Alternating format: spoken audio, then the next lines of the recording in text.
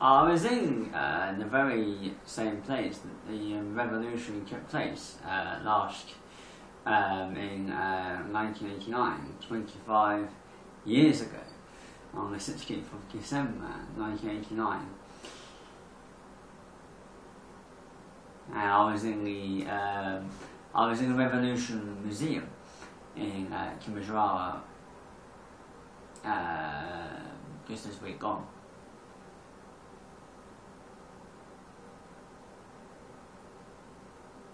And after 25 years of brutal dictatorship, Nicolae Ceausescu was overthrown. And Christmas Day this year, with the 25th anniversary of his death, it's probably important to note what actually happened during the revolution, as the mass populace rose up against Nicolae Ceausescu. It is also important to remember the crimes committed by Nicolae Ceausescu during his reign of terror and during the events leading up to the revolution itself, where Ceausescu ordered the army to shoot on the demonstrators in Timisoara. Little do people know that there was actually an early demonstration in 1987 in the Brasov truck factory. There was a demonstration there, but it was actually quelled, and this was the first serious sign of opposition to Ceausescu was in Brasov. The first real potent demonstrations against Ceausescu took place in Timisoara in the autumn-winter of 1989. By 1989, Romania, Romanians were suffering more so than their communist neighbours. Ceausescu rang up huge debts in the 1970s and borrowed huge loans from the West. He was able to do this because he criticised the Soviet invasion of Czechoslovakia, so he covered favour with the West, and this increased his personality cult because he was actually admired by the West, and he was invited by Western leaders, and Western leaders flocked to Romania, like Charles de Gaulle and Richard Nixon, to say the least. Ceausescu paid off these heavy debts in the 80s by selling off most of the country's food, etc. Rationing in the 1980s for Romanians was actually worse than it was for the British people during the Second World War. And housewives would have to travel for miles around to actually get one piece of meat. That's how bad it was. He destroyed the third of Bucharest, where I was at in August 2013, and I saw that monstrous palace that he built. And to make way monstrous palace, and people were forcibly evicted. The church was even moved, but it was moved on rollers, where it later collapsed. The Romanian filmed the event when the church was actually moved, third on rollers, but it actually collapsed soon afterwards. It was put down. And Ceausescu really did actually admire the personality cults of Kim Il-sung and Chairman Mao of China. And this is where Ceausescu will be taking Romania during his journey through the late 70s and 1980s. But as his personality cult grew, he became more unpopular. It was true in the late 60s, Ceausescu was relatively popular with the population. He stood up to the Soviet Union. He was welcoming Western leaders into the country, and people thought this would be a further liberalisation of Ceausescu's policies, but it wasn't. And people soon found out the real face of Ceausescu. I was at church this morning. I had a personal prayer with a Dutch lady. I prayed to remember all those victims who died in the revolution. and all those families around now who are still without loved ones because their loved ones died fighting in the revolution. Thousands died for freedom. Romania was the only communist country to actually shed blood during a switch over from communism to democracy. Hungary, Poland, Bulgaria were all peaceful transitions. Even Albania had a peaceful transition without any bloodshed.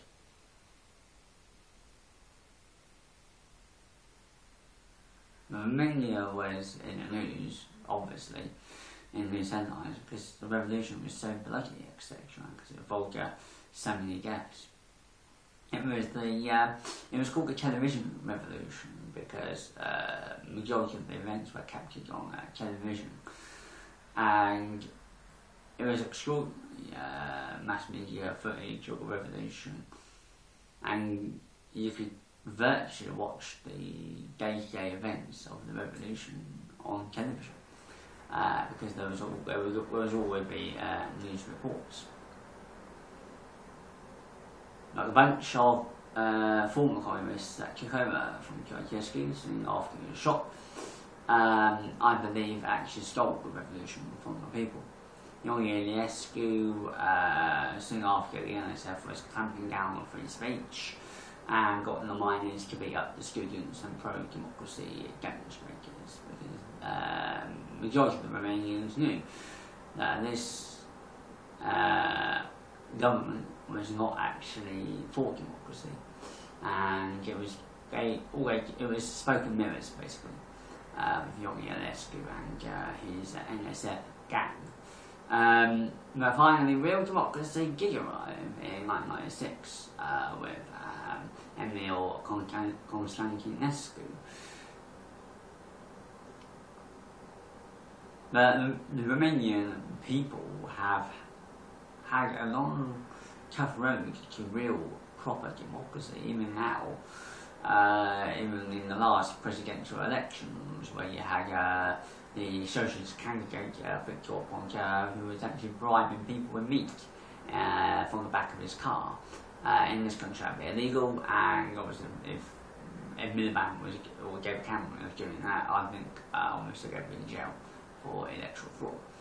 But like I say, yes, Romanians have freedom. Romanians have freedom to listen to what I want on music stations and etc. But there's still a lot of corruption in Romanian politics, and throughout Europe there is disenchantment with politicians. But Romania and Bulgaria still remain the highest corrupt countries in the European Union. And Romania so bravely fought for their freedom from communism, from the Soviet influence, from Ceausescu, and they had a brief decade, and they had a brief nearly 20 years of running things by themselves. But then Romania entered what is called the European Union on the 1st of January 2007, and they just switched. Mikhail Gorbachev, the former Soviet leader, said well himself that Romania, it was just swapping Moscow for Brussels. And in joining the European Union, the Romanians will have to give up their currency. That was the agreement. If you join our club, you will eventually join the Eurozone. Well, look at what Eurozone did to Greece, Spain, nearly. And they haven't recovered yet. There's still over 70% youth unemployment in Spain. Things are even worse in Greece. And Romanian politicians should really look at Greece, Spain, nearly. I think, do I want to go down this road? I mean, even the Soviet Union did not impose a currency in Romania. It didn't force all the communists. It could have done. It could have forced all the communist countries in Europe to use the ruble. But it knew that it wouldn't work because obviously it would actually stuff up its own currency. But like I say,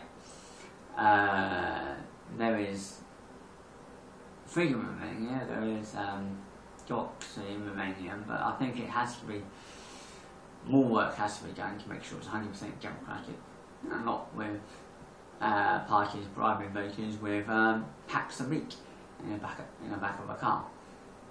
I think EU has only, yes, Romanians can go and work abroad, but if you look at Romania domestically, the only people who have actually really benefited from the EU membership is those few politicians at the top, who are trouncing thousands of euros in expenses, etc. and salaries as well. I mean, none of them will never had this sort of money in their lives. Of course they're going to take advantage of it at the expense of the people.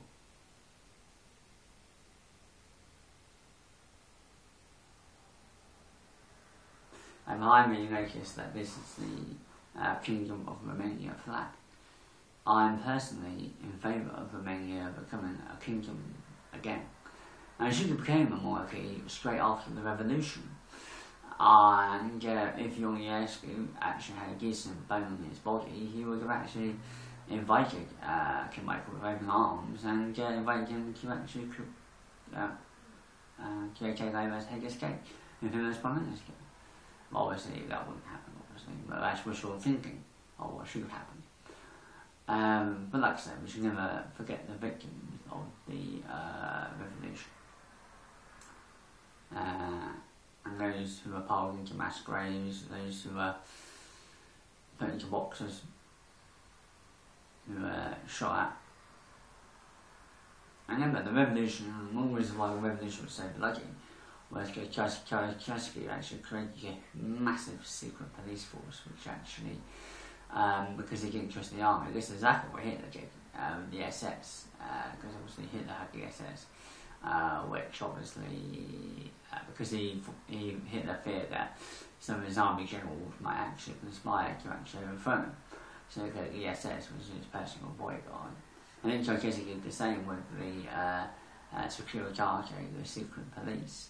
Everyone was spying on each other, and people just lived in fear of one another, because your neighbour, I mean, you could be in the garden talking about the regime, how you're dissatisfied with it, your neighbour could be listening, or even your children could be informers. That's what it was like.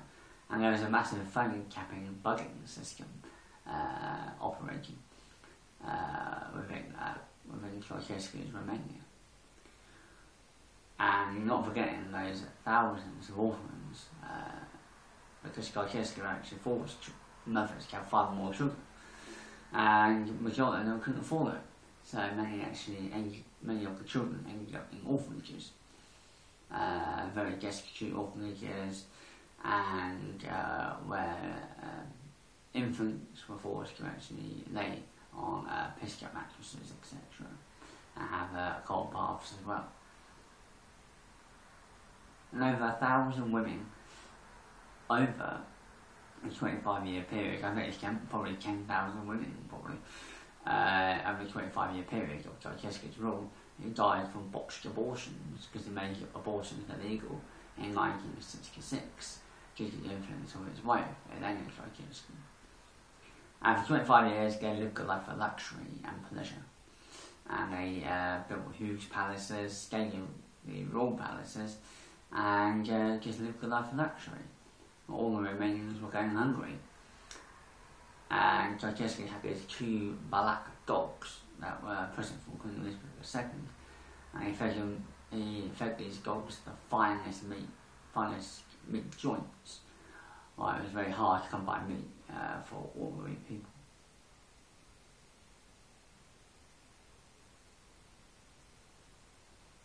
I mean, walking around Romania over my past 4 trips there, you notice the freedom, the democracy, and life is very hard for people, skill, and but I think with Romania it's been too quick, to say the least, of transferring from a communist dictatorship to a capitalist system. The Romanians are still getting used to the capitalist ideals of life. But you can certainly see that the standard of living for Romanians has massively improved.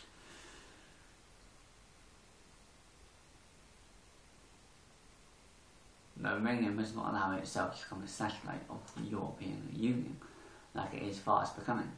And with the Romanian government hell-bent on getting rid of the delay by 2020, all Romania's finances will be made by Brussels. Romania is fast becoming a EU colony, with Barroso acting as your protector.